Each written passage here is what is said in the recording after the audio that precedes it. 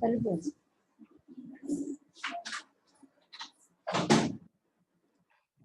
morning. I hope you all are enjoying the holidays. So today's topic is pulmonary tuberculosis. So tuberculosis, as you all know, is the biggest health problem in India. India has a large burden of tuberculosis cases worldwide. The incidence of TB in India is about 27 lakhs in 2019. And 90% of total cases of globally can be counted to developing countries, of which in 2018, 44% are from Southeast Asia and 24% are from only Africa and 18% are from Western Pacific Asia. 2018 new cases are more contributed from Southeast Asia. TB mostly affects the adults in productive areas, so loss of working hours will be more because of TB worldwide. About 1/4 of the population of the world has latent TB. And what is latent TB? Means they got exposed to infection, they get infection, but they doesn't not yet develop the disease. So they lodge the bacteria inside, that is latent tuberculosis, but they cannot transmit the disease to others. So what is a causative organism? Tuberculosis is caused by acid-fast bacterium, Mycobacterium tuberculosis, and it is most often affects the lung. It is curable and preventable disease and is spreads from person to person by air. How to transmission of infection? With respiratory animals like cough, sneeze, spitting, sneezing, all these things, they generate small respiratory droplets. And they evaporate to form droplet nuclei. These nuclei contain the organisms. They dried droplet nuclei. They disperse throughout the space, and the bacteria that remain viable inside these droplet nuclei are caused transmission because of their viability to the extended periods. Pathology. Tuberculosis is known since Vedic times and is known for a poor prognosis. Pathology is essentially the result of interplay between the bacillus and the host immunity. So when the host immunity, if it is better, patient will not develop any much disease, and if the immunity is less, patient will have drastic disease. Then what is the classification of tuberculosis? Based on the present sequence of events from the first exposure, it is divided into primary TB, progressive TB, and post-primary TB. What is primary TB? First exposure. First exposure of Mycobacterium tuberculosis causing disease is primary TB. So disease caused by Mycobacterium in a person with no previous exposure is primary TB. And this primary TB is self-limiting, and sometimes in some patients, this may progress to large lesions, then it is called progressive primary TB. So primary disease, which is self-limiting, may progress to give rise large lesions, and that is called progressive primary TB. And what is post-primary? So primary TB, which is completely disappeared, and so gets reactivated because of the disease resulting in the endogenous reactivation, is called post-primary. Means if the patient is not having tuberculosis exposure infection first time. So previously exposed patient which has developed immunity, when they develop again, then it is called post-primary TB. Disease which is a result of endogenous reactivation or exogenous reinfection is post-primary. Okay. Now primary, progressive primary, post-primary. Based on the location of disease, then we can say it is localized primary pulmonary tuberculosis.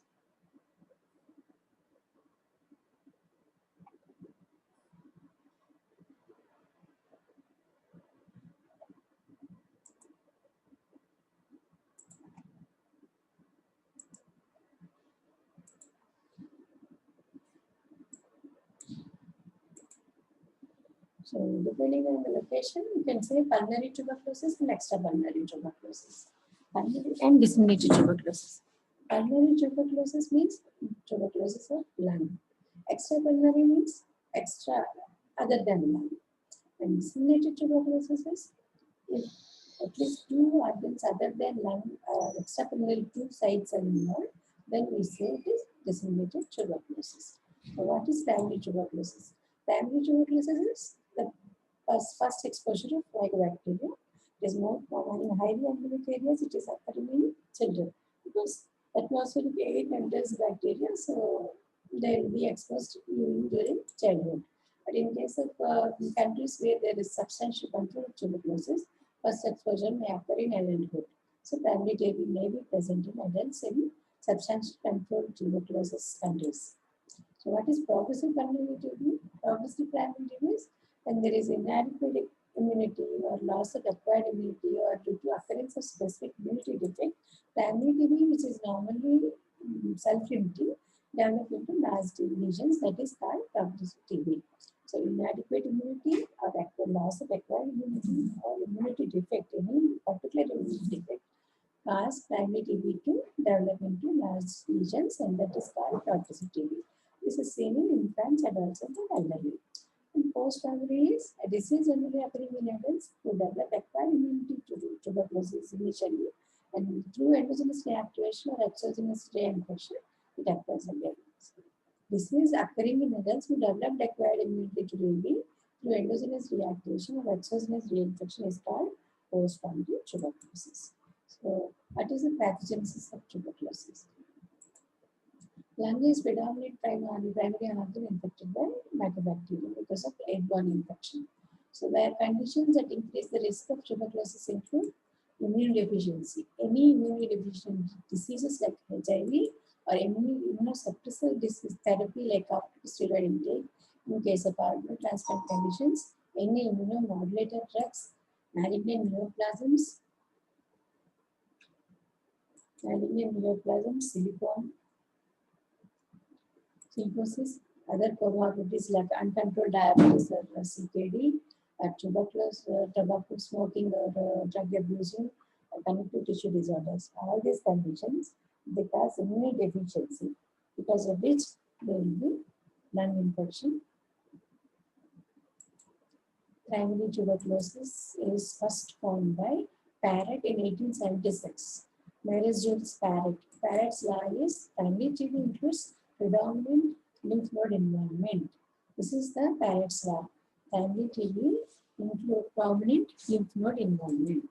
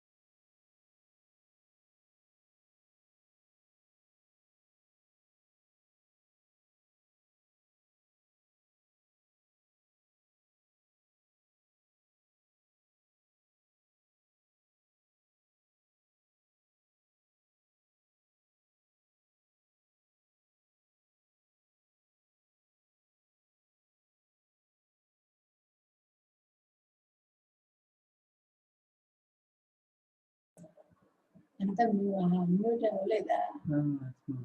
ఎంత మళ్ళీ చెప్పండి మరి నుంచి ఏంటండి ఇది?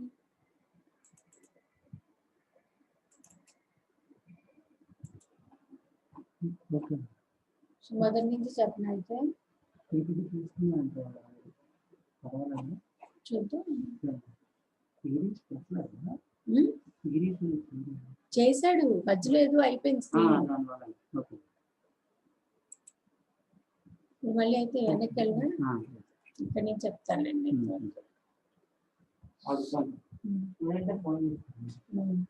So primary TB is early foundation of primary TB is in 1876 by Parrott. Parrott's law is primary TB includes prominent lymph node involvement. Prominent lymph nodes involvement will be there in primary TB. That is Parrott's law. And primary TB comprises primary complex. This primary complex means it is a combination of parenchymal lesion and the infected lymph nodes. So parenchymal lesion in any organ and the infected lymph nodes together, that is the primary complex. Is in any organ it is called primary complex of Branche. But if it is in the lung, it will be called as Gons complex. So in Gons complex, there will be Gons focus and the tracheobronchial lymph nodes. So Gons focus is seen in the subpleural region, in the middle portion of the lung. Middle portion is upper portion of the lower lobe on the left side and lower portion of the middle lobe on the right side. So Gons focus is seen in the upper portion of the lower lobe or lower portion of the middle lobe, and associated with the tracheobronchial lymph nodes is called Gons complex. So presence of enlarged lymph nodes is more from relatively small primary focuses seen in primary tuberculosis. Lung component generally heals earlier than the glandular component, and enlarged glands at hilum cause compression of the bronchus. They press the bronchus and cause collapse of the segment, or sometimes they may erode the bronchus and cause consolidation and collapse, and that is called epituberculosis. The hyalinization and calcification of primary bronchus is a routine. Healing occurs through hyalinization and calcification. So calcification occurs as early as 2 months after the disease, and it's very much visible.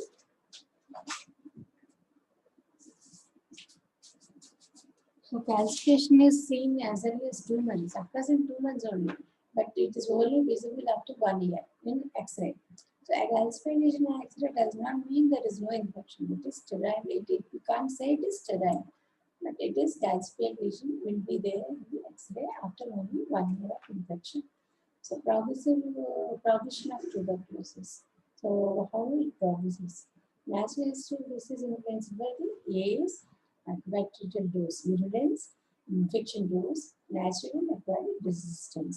So A's of a patient, or mycobacterial virulence, and infecting doses, and natural acquired resistance are the factors that affect the natural history of disease. During the early part of the infection, the bacilli will enter the bloodstream from primary complex throughout the body. So, number of bacilli, if they are less and resistance is good, the bacilli will reach the lung, they get localized in the subapical region, and they will remain dominant, and that is they form Simon's foci. So the Simon foci are the subapical localized areas of bacilli foci, which are dominant. They later develop to post-primary tuberculosis. So post-primary tuberculosis arises from Simon foci. So these Simon foci are formed in subapical portions because of the good resistance and less number of bacilli. When the bacilli are large or when the resistance is poor, they reach throughout the lung, they were widespread, and they form small miliary-sized tubercles all over the lungs, both lungs, and that is called, then it is called miliary tuberculosis. In the first few years, early years of the life, in childhood and infancy stage, they will be susceptible for miliary tuberculosis and meningitis. And segmental or epituberculosis is early occurring in infants. Pleural effusion also can occur in primary tuberculosis. So early dissemination is common in the primary disease, as in the bloodstream. So the early dissemination, how it occurs all over the body. So spread of infection may occur through direct extension into the adjacent tissue. So any subpleural focus may enter into the adjacent tissue. A lymphatic spread can occur through, suppose this is airborne infection. So bacilli enter through the upper airway. So some bacilli may implanted into the mucosa of the upper airway, and they may cause laryngeal tuberculosis, miliary tuberculosis, or oral tuberculosis. And sometimes swallowing of infected sputum occurs in childhood children. Generally, they sputum they swallow. So swallowing of sputum may cause GI TB. And regional lymph nodes, from regional lymph nodes, the bacilli may spread to the pleura, spleen, and other viscera. Hemogeneous spread occurs through thoracic duct or pulmonary vein, and the spread may occur all over the body, but they may not develop any disease. So that is primary tuberculosis and progressive tuberculosis. Now post-primary. So what is post-primary? In contrast to primary, post-primary is reactivation of endogenous infection. So endogenous infection, they infection is means they are dormant in certain areas of the lung, and they get reactivated when there is any immune deficiency. So that is salmon fossa. Salmon fossa reactivation will cause post-primary. So site of infection is generally apical and subapical surveillance, where they are mostly the bacilli are lodged and dormant state. So site of infection for post-primary is apical and subapical segments of the lung bilaterally. That is in primary TB, where it is in the middle portion of the lung, that is upper part of the lower lobe or lower part of the middle lobe. Here, post-primary, it is in the apical and subapical segments of the lung. This apical and subapical segments, why it is more common there? Because there is a high oxygen tension in these areas because of the high ventilation perfusion ratio. So high oxygen tension will impair the macrophages, thus promote the intracellular growth of the bacteria. So these represent the recrudescence of the dormant bacilli after decades of primary infection, or sometimes they may occur due to reinfection by the exogenous pathway. That means initially previously infected and recovered patient also, sometimes they get exposure to a new fresh case or index case of pulmonary tuberculosis, and also through the bronchial spread reinfection occurs. That also will be called as post-primary.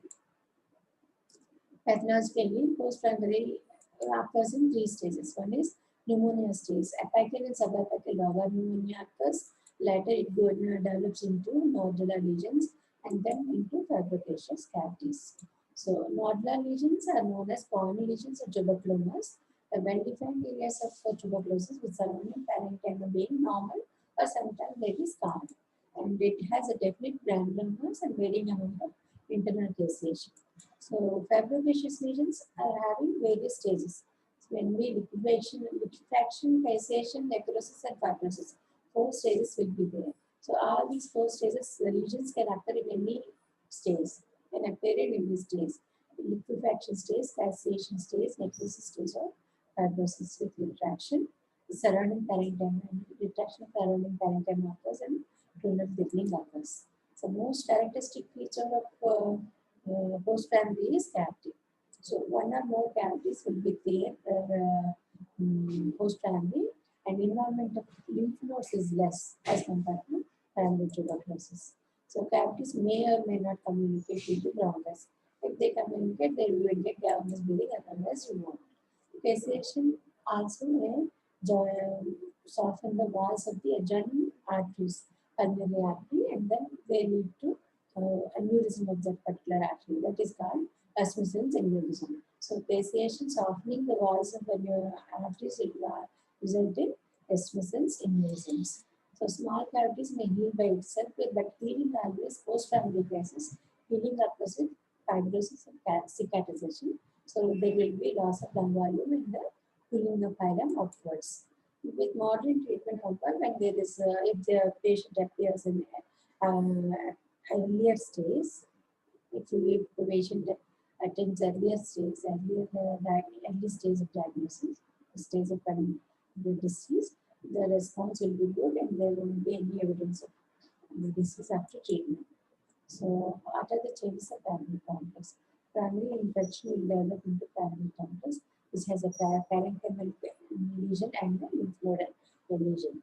This may heal by itself, with causing scarring and calcification, or may progress to progressive primary TB with large lesions, and they may enter into homogeneous spread with miliary TB and other cavitations. Or sometimes they may get dormant or latent tuberculosis in occur due to dormant organisms. They may get reactivated and may cause post-primary tuberculosis.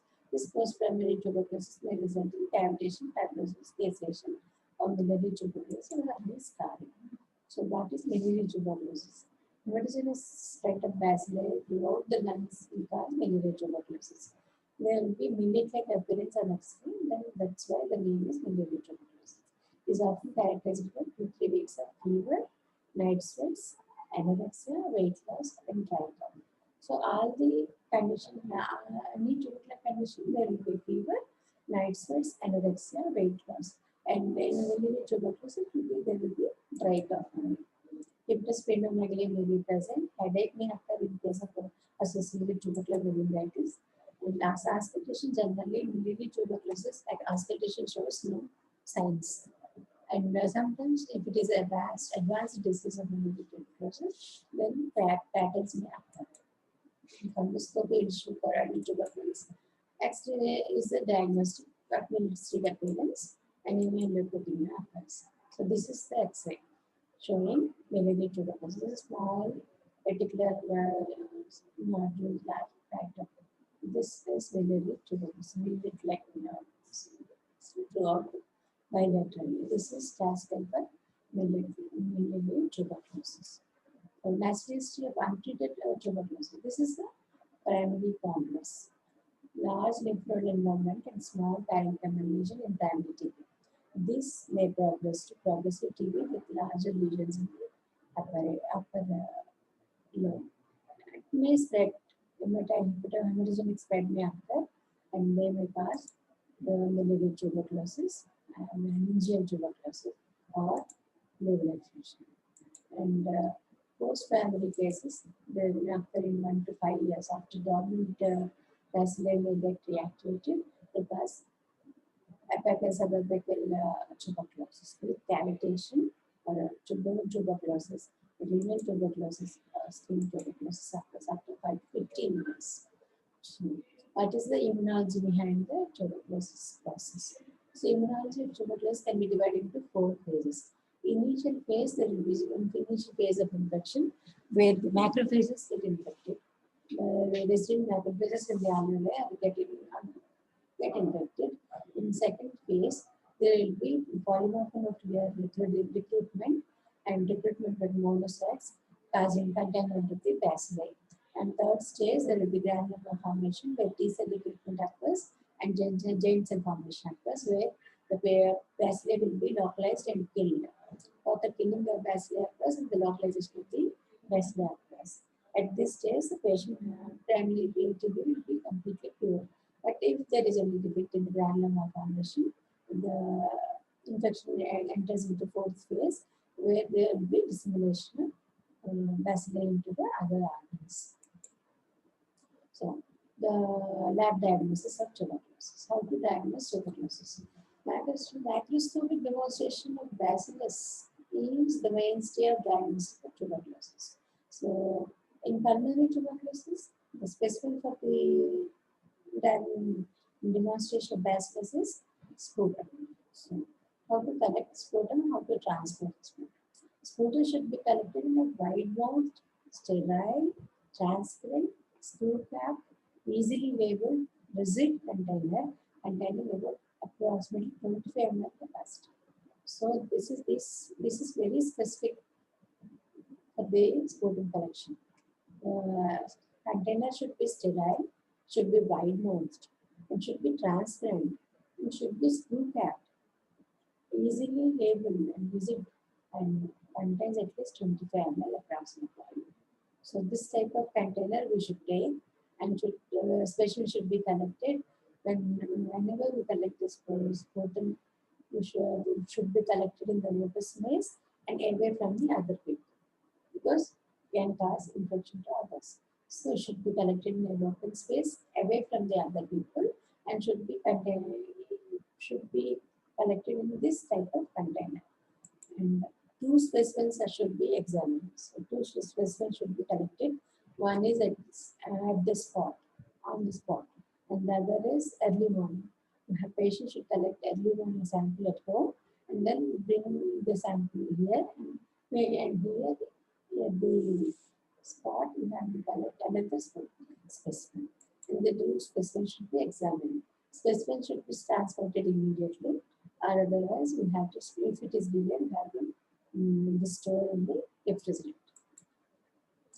Fibrotic bronchoscopy also can be done to collect the sputum in case of spear-negative pulmonary tuberculosis or in case of patients who are having inadequate sputum. In those cases, we have to do bronchoscopy and we have to send the bronchial washings or lavas or brushings to the lab for the demonstration of gases. Gastric lavas specimen should be sent in case of children where they cannot produce sputum. How to demonstrate staining techniques. Staining techniques of acid-fast bacillus mycobacterium tuberculosis is gene staining. This will be learning in the microbiology department. Gene staining technique is used with carbon plastin. There will be pink colored bacillus I will demonstrate in the microscope. The other learning techniques will be fluorescent staining and the petrofluorescence method. For any reporting, how to report the sputum sample.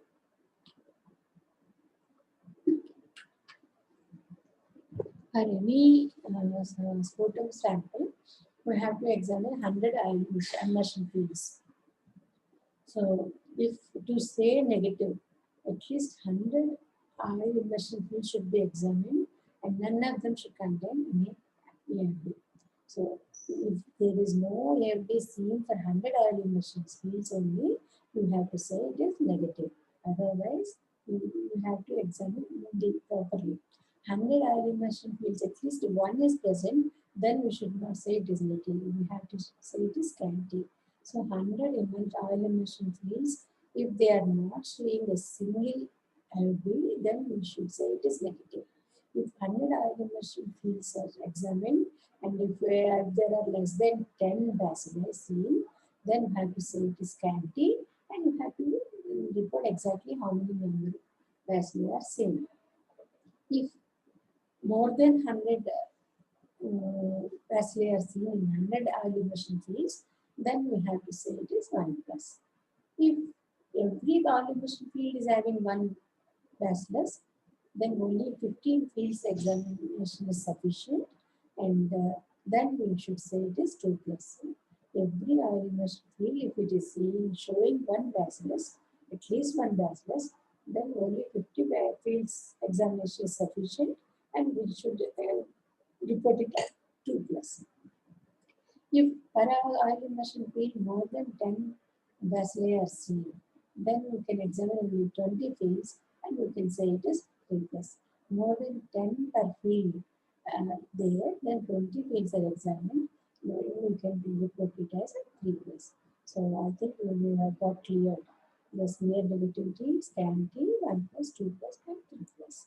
Now, next is the method of demonstration of bacillus is culture. So culture methods are also can detect even small number of bacilli, even less than 10 bacilli also, 10 to 20 bacilli also, we can detect by culture, and we can establish the viability also. So that is more useful. But the culture is expensive and it takes more time. It takes at least 18 to 24 days for mycobacterium to grow. So this is not done routinely.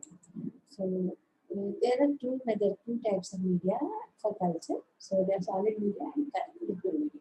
Liquid media are more useful nowadays because they show the sensitivity, helpful for sensitivity testing. So that the sensitivity testing means which drug is sensitive. Drug sensitive test can be done in liquid media. So this liquid media testing is done recently. Immunodiagnosis. Immunodiagnosis in tuberculosis are based on human immune response, humoral immune response, and cell-mediated immune response. Humoral immune response is highly inconsistent, inaccurate, hence it is not recommended for tuberculosis. And cell-mediated immune response is tests are IGRAs. IGRA means interferon gamma release assay. These are very specific, highly specific for tubercular infections. So interferon gamma release assays are highly specific for tubercular infections. So it is useful for diagnosing tuberculosis, but it cannot differentiate latent TB and active TB. So we don't know. We can say that patient is infected with tuberculosis, but we can't say whether the patient is having active tuberculosis or not. So it is of not much use in endemic areas like India. So it is only helpful in detecting the latent TB where there is low incidence rate of tuberculosis in countries. So nucleic acid amplification tests are latest tests that is useful in diagnosis of tuberculosis. This is a rapid test and very specific for Mycobacterium tuberculosis amino acid sequence detecting. It even diagnosis even less than 10 bacilli.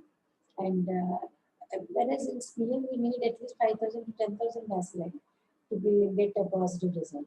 And similarly for culture, at least 10, more than 10 bacilli will be required for the culture.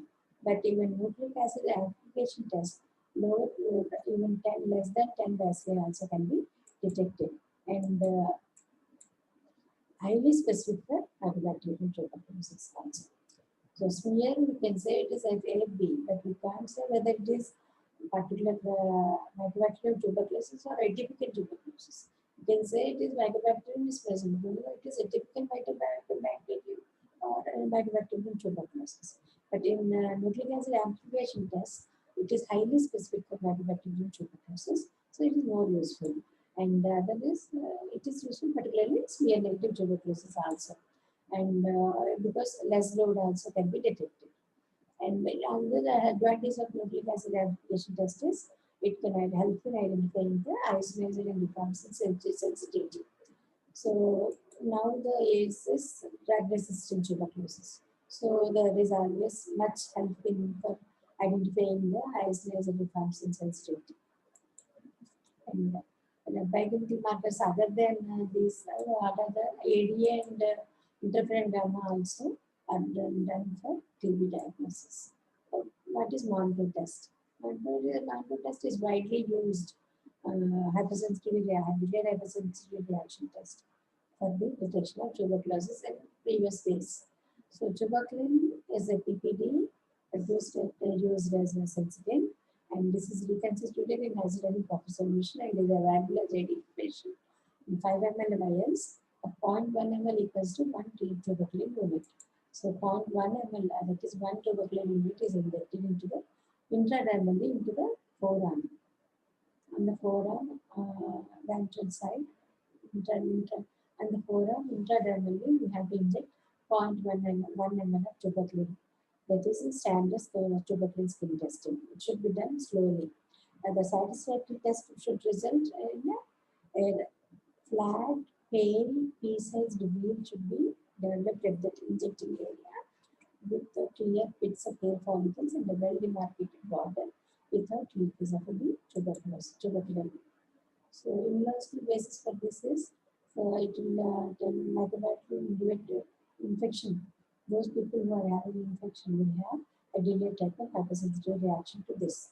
So injection of tuberculin will cause migration of sensitized to T cells and lymphocytes into the test site and cause induration, developing induration at the site. So this is the basic theory behind the test. But the disadvantage is this similar response will be seen in BCG vaccination individuals also. So that is main disadvantage with MANTOUX test. It is as BCG vaccination is universally done. So all of us having BCG vaccinated. So the MANTOUX test is not much useful. So how to read the test? You have to read it after 48 hours in a good daylight with forearm flexed and carefully should be palpated with the finger. The site should be palpated with finger. Transfer border of illumination should be measured in the millimeters. So this is how the area will look when there is a MANTOUX test. So there will be a central induration with the surrounding erythema. This erythema is not measured. Only border of induration, transverse border of the induration part is measured. This area, this is the induration area, this is the erythematous area. So only this transverse border is measured for the diagnosis, for the test result. So size of induration is measured in millimeters. So transfer border of induration is measured and the interpretation of the test result. So if induration is more than 15 mm, you can say this patient is having tubercular infection, despite irrespective of the BCC vaccination. Similarly, if it is less than 5 mm, you can rule out mycobacterial infection, unless the patient is having severe immunosuppression. So if it is more than 15 mm, you can definitely diagnose it as tuberculosis. If it is less than 10 mm, you can rule out tuberculosis. Only you have to see whether the patient is not having any high degree of immunosuppression. So in between cases, if it is 10 to 15 mm, you can think of mycobacterial tuberculosis infection, or can be because of BCC vaccination or atypical tuberculosis. But in case of 5 to 10, less than 10 mm, more likely it is due to BCC vaccination or atypical mycobacterial infection. 10 to 15 millimeters, it is doubtful. It can be mycobacterial tuberculosis. If it is less than 10 mm, if there is a recessive immunosuppression, then we can think of tuberculosis. Otherwise, it is maybe mycobacterial, atypical mycobacteria or BCC vaccination. So this is how we have to interpret the MANTOUX test. Now, what is latent TB? As you all told you previously, infected with mycobacterium tuberculosis is contained by first infection in the deficiencies, and the patient in the person may have large mycobacterium inside, which is in a dormant state. That is called latent infection. Due to risk of progression of latent TB into active TB, the active search is required. But this is done, active search is required in low incidence countries. In endemic areas like India, this active search is not required because almost all patients in India have latent tuberculosis. So in low incidence countries only, the search for latent TB is done, and this is done by cell-mediated immune response-based tests like IgRs, interferon gamma release assays, and this, which is highly specific for latent TB. Once this latent TB is diagnosed, it will be treated, and then the clinical presentation of pulmonary tuberculosis. Pulmonary tuberculosis has several manifestations. It may mimic many diseases. It has constitutional symptoms as well as respiratory symptoms. What are the constitutional symptoms that are? Fever, weight loss, night sweats, and anemia. Fever will be there, low grade hypomania, even rising temperature will be there. Weight loss is a common feature. Loss of appetite is a common feature. Night sweats and tiredness is a common feature, and anemia. All these will be there, the constitutional symptoms. And respiratory symptoms, they may present with either upfill or all upfill respiratory symptoms. The 5 cardinal respiratory symptoms are cough, expectoration of test and diarrhea. So all these 5 will be there, or any of them will be there in tuberculosis. Patient may present with any of these symptoms or all of these symptoms also. Cough, sputum, no crisis, chest pain, or breathlessness. And as you all know, TB is the commonest cause for no crisis in India. The physical signs, similarly, tuberculosis can present as consolidation, can present as cavitation, can present as fibrocaseous lesion, can present as collapse, can present as pleural effusion or pneumothorax. So physical signs vary according to the presentation. So variable the So what are the X-ray findings of tuberculosis? So X-ray may show any A-plus nodules, tubercular state and consolidation. I can see as a miliary tuberculosis, as we are seeing miliary nodules, any cavities, thick walled or thin walled cavities or cavity with consolidation, unilateral or bilateral hilar retinopathies, or any infusion syndromes or amplify. So any of these can be seen in X-ray. So these are some of the X-rays of tuberculosis. This is the upper gym consolidation with prominent highlight highlight, and this is a mindful age space nodules in the right upper gym. This is related tuberculosis. This is right upper gym cavity with fibrosis. This is pleural effusion with multiple nodular regions. This is the upper gym fibrosis, and this is fibrosis with some type of cavity. So these are various pictures of X-rays of tuberculosis. For sequelae and complications of pulmonary tuberculosis. For sequelae means the residual effects that occur after the acute injury or acute phase of illness. And it appears as in the disease or after some time. It may result due to initial injury or illness. Complication is its unfavorable result of a disease. So sequelae is because of the acute injury that result of residual effect of the injury. The complication is unfavorable result of the disease. So what are the sequelae of tuberculosis, pulmonary tuberculosis? It may be divided into parenchymal, etc. Parenchymal lesions are including tuberculosis, thin wall cavities, cicatrizations, and stage lung destructions, aspergillus, and bronchozoal carcinomas. Airway lesions are tuberculosis, bronchiectasis, tracheobronchial stenosis, or bronchiectasis. Vascular lesions are pulmonary or bronchial artery thrombosis, arteritis, or resistance, or new results back to bronchial dilatations.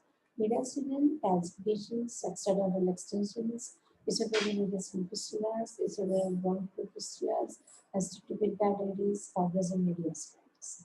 In case of pleural lesions, chronic emphysema, pleural effusion, cardiothorax, pneumothorax, or bronchopleural fistulas.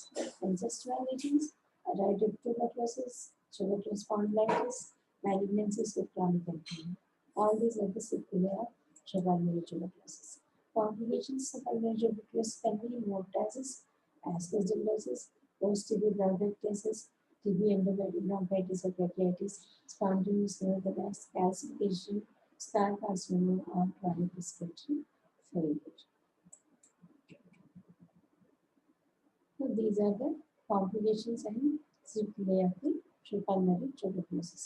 Now, treatment of tuberculosis. Treatment of tuberculosis. Previously, it was a prolonged treatment. Tuberculosis patients used to take for 1 year for rifampicin and septomycin and pyrazinamide.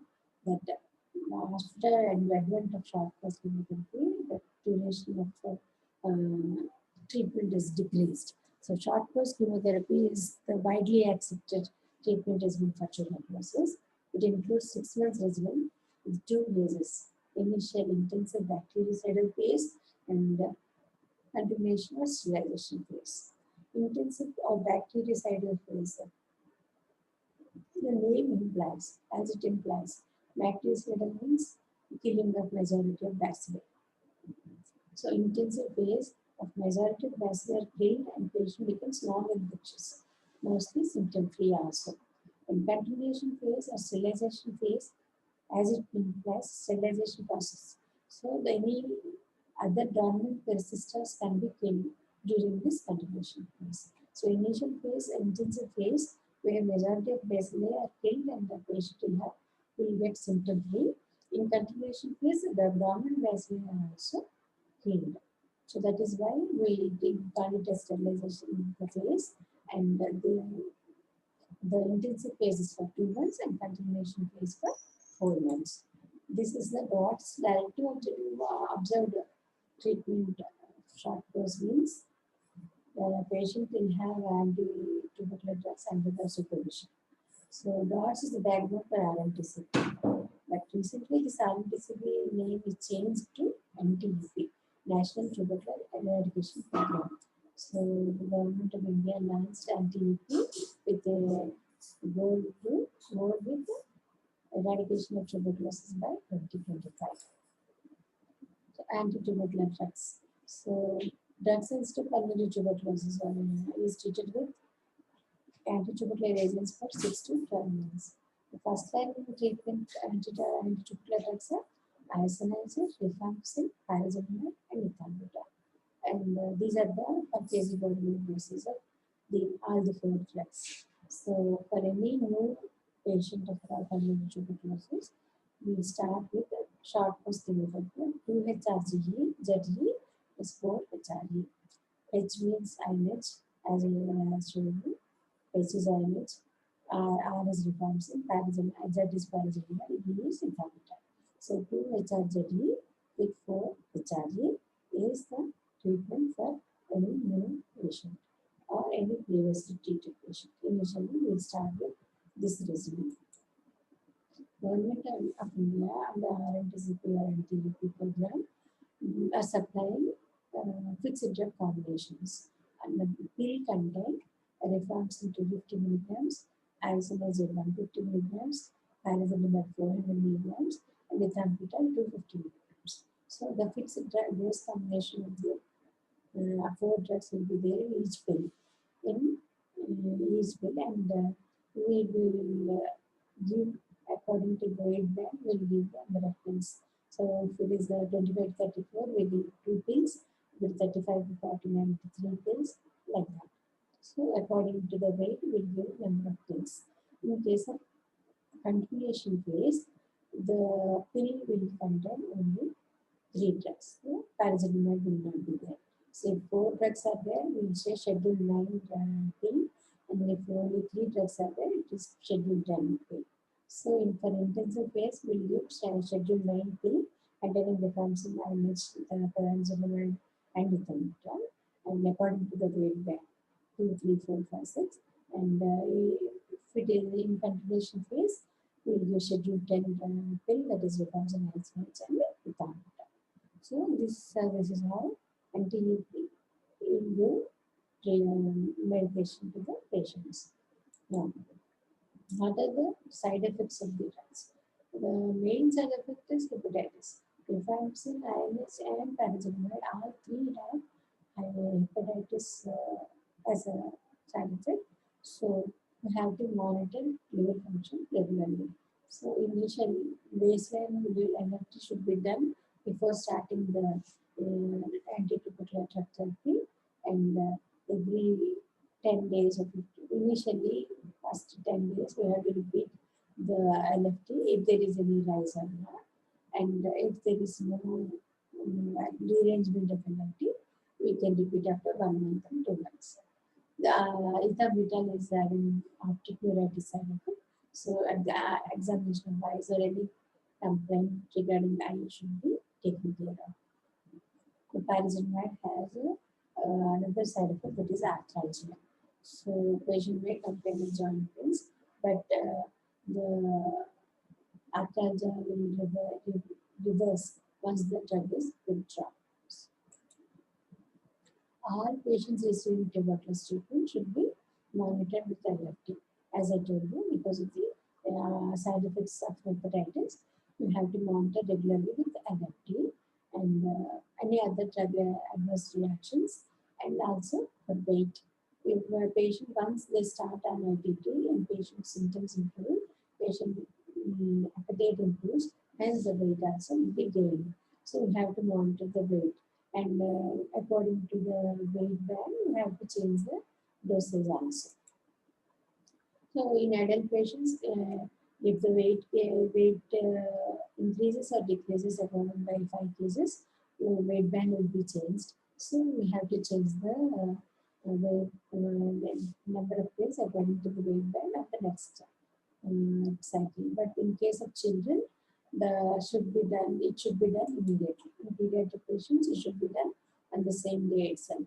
We have to change the doses on the day of weight recording. So treatment failure. Patient will Sputum culture persistently positive even after 4 months of drug treatment, then we say it is treatment failure. The treatment failure can be because of doctors, because they get their problem inappropriate guidelines or non-compliance with guidelines. So properly not the treatment advice is not properly given by the doctor, or drugs causing poor quality of drugs or irregular supply of drugs. This is very common. Sometimes the drug supply is irregular, then patient will not get the drugs properly, and then the treatment failure may occur. Or sometimes the drug combination may be wrong when initially when the pills are not there. For combination, fixed drug combination pills are not there. The individual drugs used to be given, and that time some drugs are not given properly, and then that is the reason why the treatment failure used to occur. In some cases, drug resistance may be the cause of treatment failure. The patient as a cause of treatment failure is most common. Patient because of the lack of information, or lack of money for treatment, or lack of transport, or presumed side effects. They discontinue the drugs or irregularly, they take irregularly medication. That is the reason why they are the main cause of the treatment failure. A patient said to be that is treatment failure. What is relapse? The patient is said to be relapsed if they become and remain conservative for some time, and then become positive at the end of the treatment.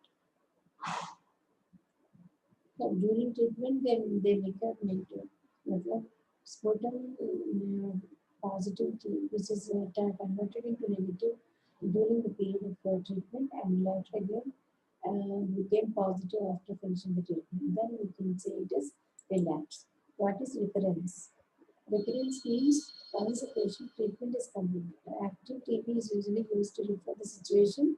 The person's first TB treatment appears to completely cure the patient successfully, and after a significant period of time, patient develops again active TB.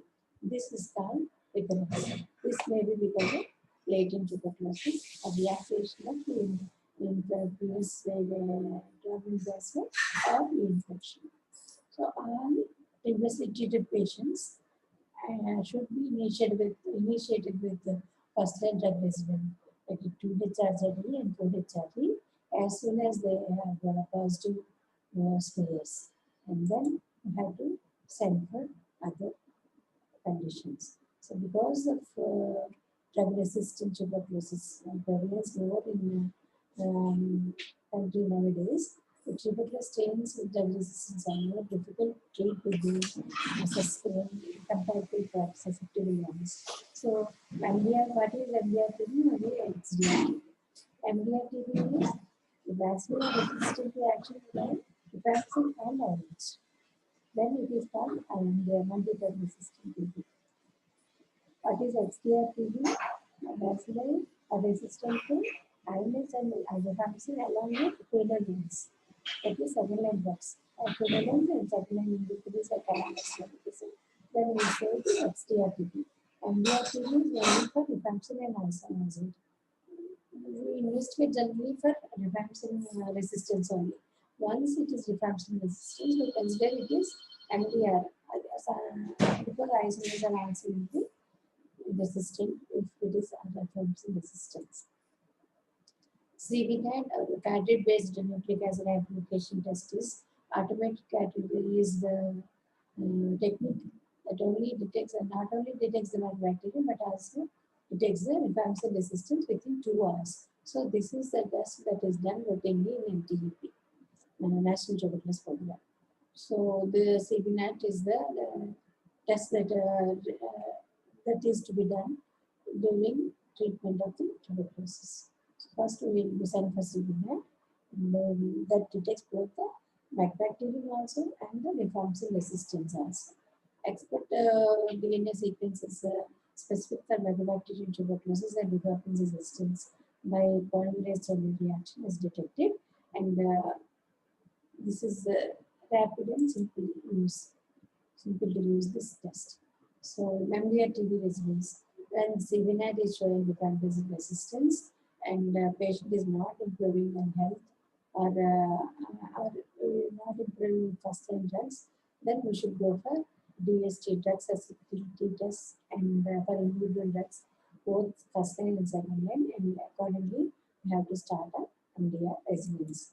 So, what are the second line drugs? Second line drugs are divided into Group A, Group B, and Group C.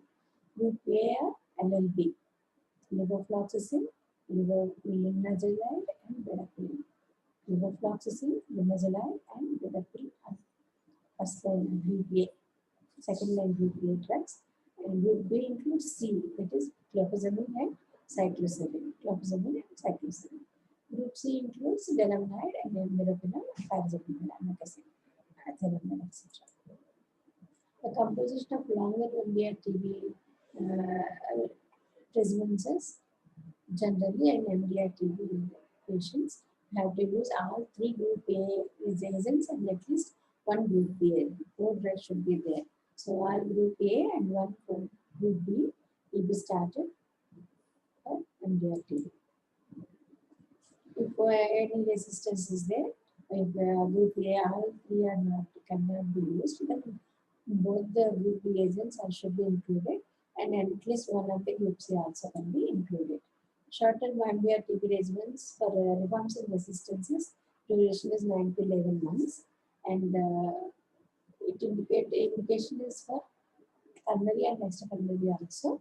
Exclusion criteria should not be given in second-line drug-resistant conditions and pregnancies and extrapulmonary conditions other than pleural effusion or lymph node. H. monopoly resistant TB. So when there is CDNAT showing rifampicin sensitivity, means if it is showing more rifampicin resistance, then we send it for LPA for INS resistance to detect as an INS resistance. If it is only INS resistant, then we have to give levofloxacin, rifampicin, ethamidate, and paracetamol for 6 months. So the regimens for H. monopoly tuberculosis is 6 months of levofloxacin, rifampicin, INS, and paracetamol. And in case of any MDR TB, then we have to give the shorter MDR is 4 to 6 months of moxifloxacin, kanamycin or amikacin, ethanamide, clofazimine, paracetamol, INS, and ethamidate with 5 months of moxifloxacin, clofazimide, paracetamol, and ethamidate. And all oral regimen includes 18 to 20 months duration. It's a longer duration. All oral regimen is longer duration, and duration is 18 to 20 months. With the bedaquiline only for 6 months, and levofloxacin, linezolid, clofazimine, and cycloserine. All three Group A and all 2 Group B will be used in all oral therapy, all oral MDR TB. For it is for 18 to 20 months. In this, the bedaquiline is given only for first 6 months, and later on the other 4 will be continued. XDR TB is drug resistant to tuberculosis, resistant to other second-line drugs also. So in those cases, specific DST should be done and accordingly with the treatment. Initial treatment will be known as first phase, and the other is second phase. The first phase for 6 to 8 months, and second phase for 12 months. The extension may be we may use only for 6 months, and if required, can be extended to 8 months. So what is the total summary of pulmonary tuberculosis class? Summary of this class is tuberculosis is of 3 types: primary tuberculosis, probable tuberculosis, and post-primary. Primary tuberculosis contains bounce focus, which is subpulmonary. It is in the middle portion of the lung, upper part of the lower lobe on the left side, or lower part of the middle lobe on the right side. It is self-limiting. It has larger lymph node environment. Together they call Brown's complex. There is no cavity formation in the primary TB. There will be no fibrosis, only cicatrization, only canalization, calcification occurs in TB. Progressive tuberculosis, and there is an immunodeficient state. Primary TB extends into progressive TB, and there may be formation of cavitation, but the progressive will be generally spread to other organs. The post-primary tuberculosis is the reactivation of endogenous normal bacilli, and generally post-primary tuberculosis occurs in the apical and subapical segments of the upper lobes of both lungs and with no lymph node involvement. This is more important. In primary TB, there will be lymph node involvement. In post-primary, there is no lymph node involvement. It is destructive form of tuberculosis because the healing occurs with caseation, fibrosis, and cicatrization, and multiple cavitations will be seen in post-primary condition. The lesions heal with fibrosis and cause permanent destruction of the lung tissue. Diagnosing the tuberculosis is by microscopic demonstration of AFB and CBNAT. CBNAT helps in diagnosing the rifampicin resistance as well. MANTOUX test is useful only for the diagnosing latent tuberculosis as gram-negative tuberculosis, highly suspected cases. False positives are seen mostly in BCG vaccinated. So false positive will be there in BCG vaccinated cases. So all universal immunization program conducts BCG vaccination. So in India, it is not of much use. And false negativity occurs in the immunocompromised host also. So ICRA is done for latent low incidence scale countries, developed countries where the tuberculosis is very low incidence. In those cases, in those countries, we use ICRAs are used for detecting latent tuberculosis. So early diagnosis and complete treatment of the tuberculosis will prevent the sequelae. The treatment of tuberculosis is a major task for health authorities because of the longer duration, and people cannot be kept adherent to the treatment. Irregular incomplete treatment results in restriction of the lung, and people become permanently morbid. Those people with sequelae of tuberculosis need no ATT unless they show any active disease demonstrated by presence of bacilli in sputum. So, in case of fibrous conditions, fibrous restricted lung disease, tuberculosis, in those cases, if the patient is not having sputum AB positive, there is no necessity for ATT. So, what is the treatment of tuberculosis? So for any presumption tuberculosis or any diagnosed tuberculosis, you have to send the sputum for CBNAT. Once the CBNAT is sent, it will detect either resistance or sensitivity. If the patient is having CBNAT rifampicin sensitivity, then we will start on EHRZ, and then 2 EHRZ provides regimen, and we will send for LPA for first-line drugs. If there is any INS sensitivity, if there is no INS sensitivity, then we can continue the same regimen. If there is any INS resistance is detected, then we replace the INS with levofloxacin, and we will continue the remaining rifampicin, ethambutol, and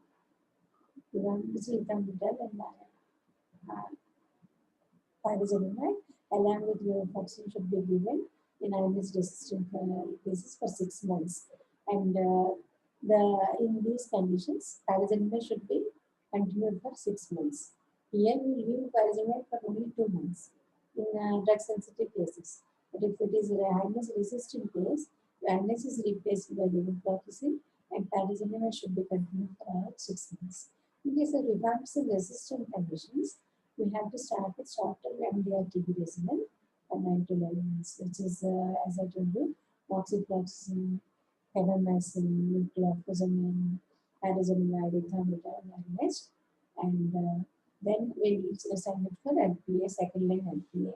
If the quinolin sensitivity is present, then we continue with the same regimen. If quinolin resistance or any other drug resistance is detected, then we will go for specific drugs sensitivity tests, and accordingly we have to start administer regimen. So this is how we have to treat the pulmonary tuberculosis. I hope you understood pulmonary tuberculosis, and you have at least some picture of pulmonary tuberculosis. I hope. Okay, thank you.